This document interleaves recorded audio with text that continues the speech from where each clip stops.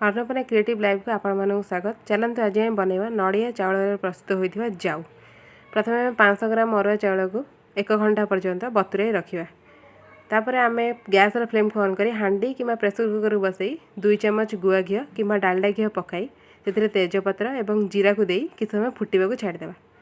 तेजपत्र और जीरा आमर फुटीजा पर से आम कटा हो रखी किसी ड्राई फ्रुट्स कि मुझे काजू आड कर इच्छा अनुसार ड्राई फ्रुट्स आड करें। से आम चाउल माप होता जगह 1.5 गुण पानी कोरा होता नड़िया और स्वाद अनुसार लुण दे फुटापी छाड़ीदे। पानी फुटीजा आम बतुरा होता अरुआ चाउल को पकईदे। अरुआ चाउल किस समय घाटी आम प्रेसर कुकर को बंद करदे। प्रेसर कुकर बंद कर 3-4 सीटी आसवा आम अपेक्षा करें। सीटी आसी सारे किसी समय पर आम यार ढांकुणी को खोली नड़िया और चाउल को किसी समय पर्यंत घाटी देवा। घाटी सारापर एम सीझा कि कंचा रखा क्षीर को आम आड करदे। 1 लिटर क्षीर मुझे 500 ग्राम अरुआ चाउल आप चाहिए अधिक क्षीर देपारे।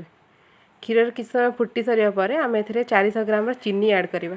आपन चाहिए मिठा अधिक कि कम करें।